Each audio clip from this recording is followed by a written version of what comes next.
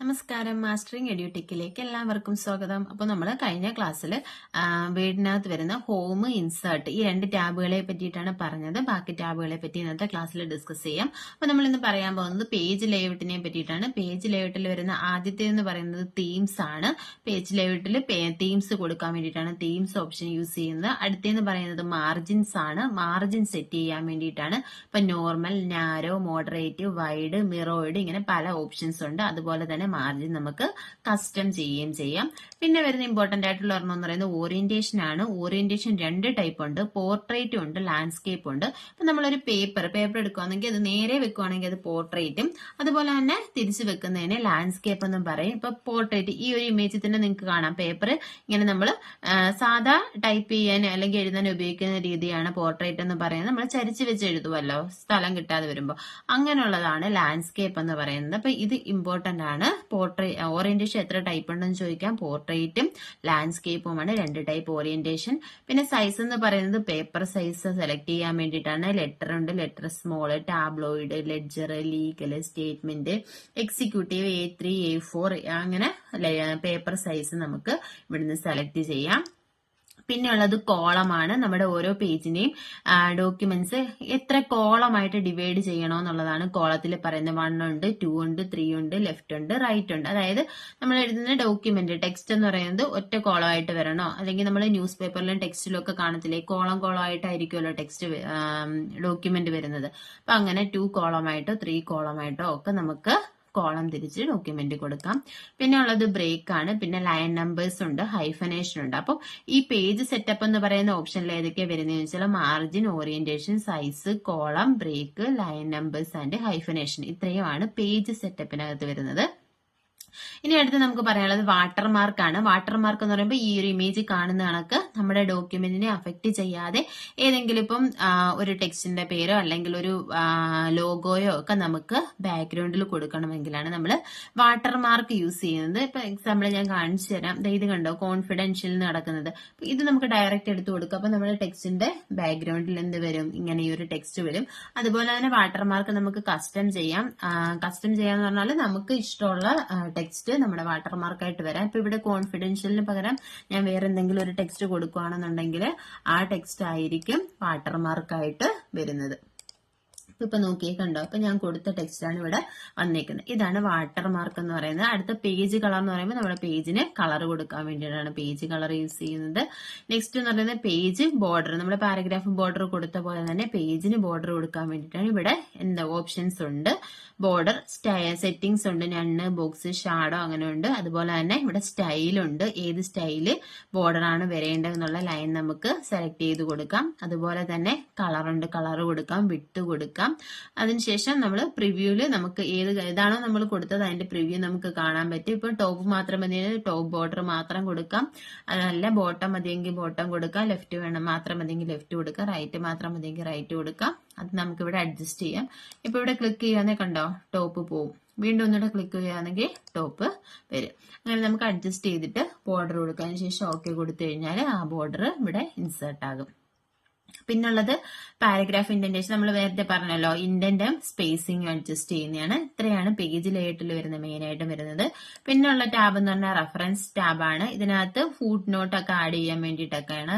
അതുപോലെ തന്നെ ബിബ്ലിയോഗ്രഫി ഇതൊക്കെയാണ് മെയിൻ ആയിട്ട് ഇതിനകത്തുള്ളത്. ഇനി അടുത്ത വരുന്ന ഇമ്പോർട്ടന്റ് ആയിട്ടുള്ളത് മെയിലിംഗ് ടാബ് ആണ്. മെയിലിംഗ് ടാബിനകത്ത് നമുക്ക് എൻവലപ്പും ലേബൽസും ക്രിയേറ്റ് ചെയ്യാം. അതായത് മെയിൽ മെർജ് ചെയ്യാൻ വേണ്ടിയിട്ടാണ് നമ്മൾ മെയിലിംഗ് ടാബ് യൂസ് ചെയ്യുന്നത്. അതായത് ഇപ്പോൾ ഒരു 10 പേർക്ക് ഒരു ലെറ്റർ നമുക്ക് അയക്കണമെന്നുണ്ടെങ്കിൽ ഒരു വട്ടം നമ്മൾ ലെറ്റർ ടൈപ്പ് ചെയ്താൽ മതി. അതിന് നമുക്ക് മെയിൽ മെർജിൽ നമുക്ക് പറയും മെയിൻ ഡോക്യുമെന്റും ഉണ്ട്, 2 പാർട്ടാണുള്ളത്. മെയിൻ ഡോക്യുമെന്റും ഉണ്ട്, ഡേറ്റ സോഴ്സും ഉണ്ട്. അതായത് ചേഞ്ച് ചെയ്യേണ്ടാത്ത പാർട്ടിനെ മെയിൻ ഡോക്യുമെന്റ് എന്നും, അതുപോലെ തന്നെ നമ്മുടെ ഒരു ലെറ്ററിനകത്ത് ചേഞ്ച് ചെയ്യുന്ന പാർട്ടിനെ ഡേറ്റ സോഴ്സ് എന്നും പറയും. ഡേറ്റ സോഴ്സ് എന്ന് പറഞ്ഞാൽ ലിസ്റ്റ് ഓഫ് അഡ്രസ് ആണ്. ഇപ്പൊ നമുക്കൊരു 10 പേർക്ക് ലെറ്റർ അയക്കണം എന്നുണ്ടെങ്കിൽ ഇപ്പൊ നമുക്ക് ഫ്രമും 2 നമ്മൾ വെക്കും, അതുപോലെ തന്നെ കണ്ടന്റും വെക്കും. അപ്പോൾ ആർക്കൊക്കെയാണോ അയക്കുന്നത് 2 പാർട്ട് 10 പേരുടെയും 10 അഡ്രസ് ആയിരിക്കും. പക്ഷെ ഫ്രം നമ്മുടെ അഡ്രസ് അത് മാറത്തില്ല. അതുപോലെ തന്നെ അതിലെ കണ്ടന്റ് ഒന്നും മാറത്തില്ല. അപ്പം അതാണ് മെയിൻ ഡോക്യുമെന്റ്. ഈ മാറുന്ന 2 പാർട്ടിലുള്ള അഡ്രസ് ഡേറ്റ സോഴ്സ്. നമ്മൾ ഇതിനെ രണ്ടിനെ രണ്ടായിട്ട് ക്രിയേറ്റ് ചെയ്യും. ക്രിയേറ്റ് ചെയ്തതിന് ശേഷം ഇതിനെ മെർജ് ചെയ്യും. മെർജ് ചെയ്യുമ്പോഴത്തേക്ക് ഇത് 10 ലെറ്റർ ആയിട്ട് മാറും. അതാണ് മെയിൽ മാർജ്. ഇപ്പൊ മെയിൽ മാർജിന്റെ ഡീറ്റെയിൽഡ് വീഡിയോ നമ്മൾ അപ്ലോഡ് ചെയ്തിട്ടുണ്ട്. അപ്പം നിങ്ങളത് നോക്കുക. ഇപ്പം ഞാൻ എല്ലാം ഒന്ന് ജസ്റ്റ് പറഞ്ഞു പോകുന്നതേ ഉള്ളൂ. അപ്പൊ നമ്മൾ എങ്ങനെ സ്റ്റെപ്പ് കൊടുക്കാന്ന് വെച്ചാൽ സ്റ്റാർട്ട് മെയിൽ മാർജ് എടുക്കുക. ഇവിടെ നമ്മൾ ലെറ്റർ എന്താ ഡെവലപ്പ് ചെയ്യേണ്ടതെന്ന് വെച്ചാൽ അത് കൊടുക്കുക. അതിനുശേഷം സെലക്ട് റെസിപ്പിയൻസിനെ കൊടുക്കുക. അപ്പൊ റെസിപ്പിയൻസ് എടുക്കുമ്പോൾ ടൈപ്പ് ന്യൂ ലിസ്റ്റ് എടുത്തിട്ട് നമുക്ക് റെസിപ്പിയൻസിനെ കൊടുക്കാം. അതുപോലെ തന്നെ റെസിപ്പിയൻസിന് എന്തൊക്കെ ടു അഡ്രസ്സിൽ ഏതൊക്കെ പോർഷൻ വെക്കണമെന്നുള്ളത് നമുക്ക് കസ്റ്റമൈസ് ചെയ്ത് കൊടുക്കാം. അതിനുശേഷം നമുക്ക് ഇൻസേർട്ട് മാർജ് ഫീൽഡ് എന്ന് പറയുന്ന ഓപ്ഷൻ ഉണ്ട്. ഇതെടുത്തിട്ട് ഏതൊക്കെ ഫീൽഡാണോ ഇതിൽ വരേണ്ടത് ആ ഫീൽഡെല്ലാം ഇൻസേർട്ട് ചെയ്ത് കൊടുക്കുക. അതിനുശേഷം മെർജ് കൊടുക്കുക. മെർജ് കൊടുത്ത് കഴിയുമ്പോഴത്തേക്കും ഇപ്പൊ 10 അഡ്രസ് ഉണ്ടെങ്കിൽ 10 അഡ്രസ്സിലും ആ ഒരു ഡോക്യുമെന്റ് ഫില്ലായിട്ട് 10 ലെറ്റർ ആയിട്ട് മാറും. അതാണ് മെയിൽ മാർജ് എന്ന് പറയുന്നത്. അടുത്തെന്ന് പറയുന്നത് റിവ്യൂ ടാബാണ്. റിവ്യൂ ടാബിനകത്ത് വരുന്ന ഫസ്റ്റ് വൺ എന്ന് പറയുന്നത് പ്രൂഫിംഗ് ആണ്. പ്രൂഫിങ്ങിനകത്ത് വരുന്നത് സ്പെല്ലിംഗ് ആൻഡ് ഗ്രാമർ ആണ്. ഓൾമോസ്റ്റ് എല്ലാവർക്കും അറിയാം. സ്പെല്ലിംഗ് ആൻഡ് ഗ്രാമർ ചെക്ക് ചെയ്യാൻ വേണ്ടിയിട്ടാണ് നമ്മൾ യൂസ് ചെയ്യുന്നത്. സ്പെല്ലിംഗ് മിസ്റ്റേക്ക് എന്ന് പറയുന്നത് റെഡ് അണ്ടർലൈനും ഗ്രാമർ മിസ്റ്റേക്ക് എന്ന് പറയുന്നത് ഗ്രീൻ അണ്ടർലൈനിലും ആയിരിക്കും വരുന്നത്. അടുത്തത് റിസർച്ച് ആണ്. അടുത്തെന്ന് പറയുന്നത് തെഷേഴ്സ് ആണ്. തെഷേഴ്സ് എന്ന് പറഞ്ഞാൽ ഏതെങ്കിലുമൊക്കെ വേർഡിന്റെ മീനിങ് അറിയാൻ വേണ്ടിയിട്ട് നമ്മൾ തെഷേഴ്സ് യൂസ് ചെയ്യുന്നത്. ഇപ്പൊ കണ്ടോ, ഇവിടെ നമുക്ക് സെർച്ച് ചെയ്യേണ്ട വേർഡ് കൊടുക്കുക. ഞാൻ ഇപ്പോൾ ഡേർട്ടിന്ന് കൊടുക്കാം. ഡേർട്ടിന്ന് കൊടുത്തിട്ട് നമ്മളിവിടെ ഗോ കൊടുത്തു കഴിഞ്ഞാൽ അതിന്റെ മീനിങ് അൺക്ലീൻ അങ്ങനെയുള്ള മീനിങ് കിട്ടും. അല്ലെങ്കിൽ അതുമായിട്ട് റിലേറ്റ് ചെയ്തിട്ടുള്ള വാക്കുകൾ കിട്ടും. പിന്നെ നമുക്ക് ട്രാൻസ്ലേറ്റ് ഉണ്ട് ഇതിനകത്ത് വരുന്നത്. പ്രൂഫിങ്ങിനകത്ത് ഇപ്പം പ്രൂഫിങ് ഇവിടെ ഏത് ടാബിലാണുള്ളതെന്ന് എക്സാമിന് ചോദിക്കും. പ്രൂഫിംഗ് എന്ന് പറയുന്നത് ഇവിടെയാണ്, റിവ്യൂ ടാബിനകത്താണ് വരുന്നത്. പിന്നെ ന്യൂ കമന്റ്സ്, ബലൂൺസ് ഇതൊന്നും അത്ര വലിയ ഇമ്പോർട്ടന്റ് അല്ല. പിന്നെ വരുന്നതെന്ന് പറഞ്ഞാൽ നമ്മുടെ പ്രൊട്ടക്ട് ഡോക്യുമെന്റ് ആണ്.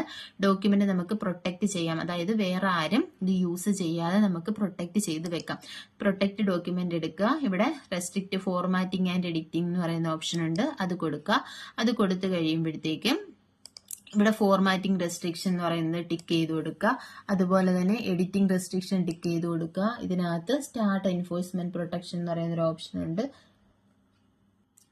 സ്റ്റാർട്ട് എൻഫോഴ്സ്മെന്റ് പ്രൊട്ടക്ഷൻ എന്ന് പറയുന്ന ഓപ്ഷൻ ഉണ്ട്. ഇതിനകത്ത് സ്റ്റാർട്ട് എൻഫോഴ്സിംഗ് പ്രൊട്ടക്ഷൻ എന്ന് പറയുന്ന ഓപ്ഷനിൽ ക്ലിക്ക് ചെയ്യുക. ക്ലിക്ക് ചെയ്യുമ്പോൾ ഇവിടെ എന്ത് ചോദിക്കും? പാസ്വേഡ് ചോദിക്കും. ഇപ്പൊ ഇവിടെ നമ്മൾ ആദ്യമേ ഒരു പാസ്വേഡ് കൊടുക്കുക. ആ പാസ്വേഡ് തന്നെ റീ എൻട്രി ചെയ്ത് കൊടുക്കുക. ഓക്കെ കൊടുക്കുക.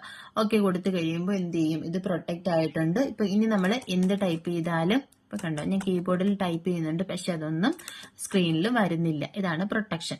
ഇനി പ്രൊട്ടക്ഷൻ മാറ്റണമെന്നുണ്ടെങ്കിൽ ഇവിടെ നമുക്ക് സ്റ്റോപ്പ് പ്രൊട്ടക്ഷൻ എന്ന് പറയുന്ന ഒരു ഓപ്ഷൻ ഉണ്ട്. അതിൽ ക്ലിക്ക് ചെയ്ത് കഴിഞ്ഞാൽ ഇവിടെ നമുക്ക് പാസ്വേഡ് ചോദിക്കും. നമ്മൾ നേരത്തെ കൊടുത്ത പാസ്വേഡ് തന്നെ കൊടുക്കുക. കൊടുത്തു കഴിഞ്ഞിട്ട് ഓക്കെ കൊടുത്തു കഴിഞ്ഞാൽ പ്രൊട്ടക്ഷൻ മാറും. ഇനി നമുക്ക് എന്ത് വേണമെങ്കിലും ഇതിൽ ടൈപ്പ് ചെയ്യാം.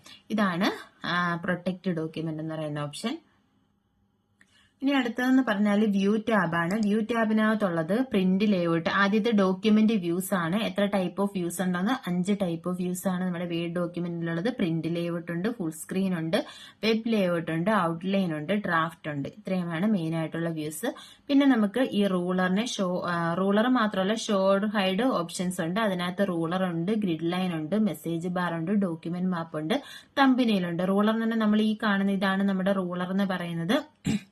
ഈ റൂളർ ചിലതിൽ കാണത്തില്ല. ഇല്ലാന്നുണ്ടെങ്കിൽ വ്യൂ ടാബ് എടുത്തിട്ട് നമ്മളിവിടെ ടിക്ക് ചെയ്ത് കൊടുക്കുക. വേണ്ട എന്നുണ്ടെങ്കിൽ നമുക്ക് ഇവിടെ ടിക്ക് മാർക്ക് മാറ്റിക്കഴിഞ്ഞാൽ റൂളർ മാറും. അതല്ലാന്നുണ്ടെങ്കിൽ റൂളർ കൊണ്ടുവരേണ്ട ഈ ഒരു ഓപ്ഷൻ ഇല്ലേ, ഇവിടെ നമ്മൾ ക്ലിക്ക് ചെയ്താൽ നമുക്ക് റൂളർ വരും.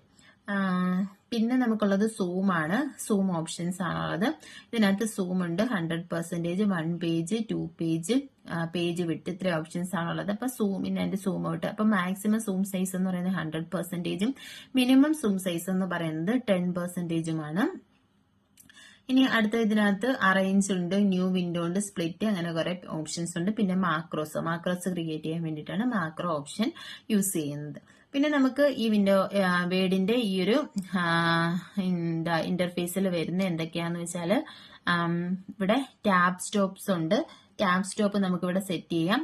ഇവിടെയാണ് ടാബ് സ്റ്റോപ്പ് ഓപ്ഷൻസ് ഉള്ളത്. ഇത് ലെഫ്റ്റ് ടാബ്. ഒന്നുകൂടെ ക്ലിക്ക് ചെയ്ത് കഴിഞ്ഞാൽ ഇവിടെ വരുന്നതെന്ന് പറഞ്ഞാല് സെന്റർ ടാബാണ്. വീണ്ടും ഒന്നുകൂടെ ക്ലിക്ക് ചെയ്ത് കഴിഞ്ഞാൽ വരുന്നത് റൈറ്റ് ടാബാണ്. അതുപോലെ തന്നെ ഒന്നുകൂടെ ക്ലിക്ക് ചെയ്ത് കഴിഞ്ഞാൽ നമുക്ക് ഡെസിമൽ ടാബ് കിട്ടും. പിന്നെ ഉള്ളതെന്ന് പറഞ്ഞാൽ ബാർ ടാബാണ്. അങ്ങനെ 5 ടാബ് സ്റ്റോപ്പ് ഓപ്ഷൻസ് ആണ് ഉള്ളത്. അപ്പൊ ടാബ് സെറ്റ് ചെയ്യുന്ന എവിടെയാണെന്ന് വെച്ചാൽ നമ്മുടെ റൂളറിന്റെ ലെഫ്റ്റ് സൈഡിലാണ്. ഡീഫോൾട്ട് ആയിട്ട് ഇതിവിടെ കാണുന്ന ലെഫ്റ്റ് ടാബ് ആയിരിക്കും ഇവിടെ ഉള്ളത്. അപ്പൊ പിന്നെ റൂളറിനകത്ത് വരുന്നത് ഇൻഡന്റ് ആണ്. ഇൻഡന്റ് ഇവിടെ നമുക്ക് അഡ്ജസ്റ്റ് ചെയ്യാം. ഇത് ഫസ്റ്റ് ലൈൻ ഇൻഡന്റും ഉണ്ട്, ഹാങ്ങിങ് ഇൻഡന്റും ഉണ്ട്. അപ്പൊ ഫസ്റ്റ് ലൈൻ ഇൻഡന്റ് എന്ന് പറഞ്ഞാൽ ഫസ്റ്റ് ലൈനെ ആയിരിക്കും ഇൻഡന്റ് ചെയ്യുന്നത്. ഹാങ്ങിങ് ഇൻഡന്റ് എന്ന് പറഞ്ഞാൽ ഫസ്റ്റ് ലൈൻ ഒഴിച്ചിട്ടുള്ള ബാക്കിയുള്ള ലൈൻസ് ആയിരിക്കും ഇൻഡന്റ് ചെയ്യുന്നത്. അപ്പൊ ഈ ഒരു പാരഗ്രാഫിൽ നോക്കി, ഇത് ഫസ്റ്റ് ലൈൻ ഇൻഡന്റ്. ഫസ്റ്റ് ലൈനെ നമുക്ക് അഡ്ജസ്റ്റ് ചെയ്യാൻ കണ്ടോ. ഇപ്പം ഫസ്റ്റ് ലൈൻ ഇൻഡന്റ് എവിടെയാണോ ഇരിക്കുന്നത് അവിടെ തൊട്ടാണ് ഫസ്റ്റ് ലൈൻ സ്റ്റാർട്ട് ചെയ്യുന്നത്. ഇനി അടുത്ത ഹാങ്ങിങ് ഇൻഡന്റ് നമ്മൾ എവിടെയാണോ അഡ്ജസ്റ്റ് ചെയ്യുന്നത് അവിടെ വെച്ചിട്ടായിരിക്കും. ഇപ്പൊ ഹാങ്ങിങ് ഇൻഡന്റ് മാത്രമായിട്ട് നമുക്ക് ഇങ്ങനെ അഡ്ജസ്റ്റ് ചെയ്ത് കൊടുക്കാം. ഫസ്റ്റ് ലൈൻ ഇൻഡന്റ് ഇവിടെ വെച്ച്, ഹാങ്ങിങ് ഇൻഡന്റ് ഇവിടെ വെച്ച്. അപ്പോഴത്തേക്ക് എന്ത് ചെയ്യുന്നു, ഫസ്റ്റ് ലൈൻ ഇവിടുന്ന് സ്റ്റാർട്ട് ചെയ്യും, ഹാങ്ങിങ് ഇൻഡന്റ് അടുത്ത ഇവിടെ നിന്നായിരിക്കും ആ ഒരു ലൈൻസ് സ്റ്റാർട്ട് ചെയ്യുന്നത്. ഇതാണ് ഹാങ്ങിങ് ഇൻഡന്റും ഫസ്റ്റ് ലൈൻ ഇൻഡന്റും. ഇൻഡന്റേഷൻ നമുക്ക് ഇതുപോലെ അഡ്ജസ്റ്റ് ചെയ്യാം. അപ്പോൾ നമ്മൾ വേർഡിനെ പറ്റിയിട്ടാണ് പറഞ്ഞത്. പിന്നെ ഇതിനകത്ത് നമുക്ക് പറയാനുള്ളതെന്ന് പറഞ്ഞാൽ സ്ക്രോൾ ബാർ നമ്മൾ പറഞ്ഞിട്ടില്ല. ഇവിടെ 2 സ്ക്രോൾ ബാർ ഉണ്ട്, ഹൊറിസോണ്ടൽ സ്ക്രോൾ ബാറും ഉണ്ട്, അതുപോലെ തന്നെ വെർട്ടിക്കൽ സ്ക്രോൾ ബാറും ഉണ്ട്. ഇതിനെ നമുക്ക് അഡ്ജസ്റ്റ് ചെയ്യാൻ വേണ്ടിയിട്ട്. പിന്നെ താഴെ വരുന്നത് സൂം ഓപ്ഷൻ ആണ് വരുന്നത്. ഇതാണ് അതിന്റെ മിനിമം സൂം ഓപ്ഷൻ എന്ന് പറയുന്നത് 10%, മാക്സിമം എന്ന് പറയുന്നത് 500% ആണ്. സോറി, ഞാൻ നേരത്തെ 100% എന്ന് പറഞ്ഞു. നമുക്ക് നോർമലായിട്ട് നമ്മൾ യൂസ് ചെയ്യുക 100% ആണ് യൂസ് ചെയ്യുന്നത്. മാക്സിമം എന്ന് പറയുന്നത് 500% ആണ്.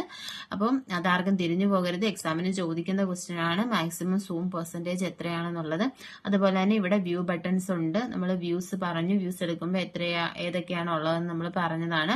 അതേപോലെ വ്യൂ ബട്ടണിൽ നമുക്കിവിടെ 5 വ്യൂസ്, പ്രിന്റ് ലേഔട്ട്, അതുപോലെ തന്നെ full screen, web layout, outline view, draft, ഇത്രയും നമുക്ക് കാണാം. അതുപോലെ തന്നെ നമ്മൾ പേജും അതുപോലെ തന്നെ വേർഡ് ഓപ്ഷൻസ് ഒക്കെ നമുക്ക് ഇവിടെ കാണാം. അപ്പൊ ഇത്രയാണ് മെയിൻ ആയിട്ടും വേർഡിൽ അറിഞ്ഞിരിക്കുന്ന കാര്യങ്ങൾ. പിന്നെ ഷോർട്ട് കട്ട് കീസ് മാക്സിമം പഠിക്കാൻ നോക്കുക. ഷോർട്ട് കട്ട് കീസ് ഒക്കെ ഒരുപാട് എക്സാമിന് ചോദിക്കാറുണ്ട്.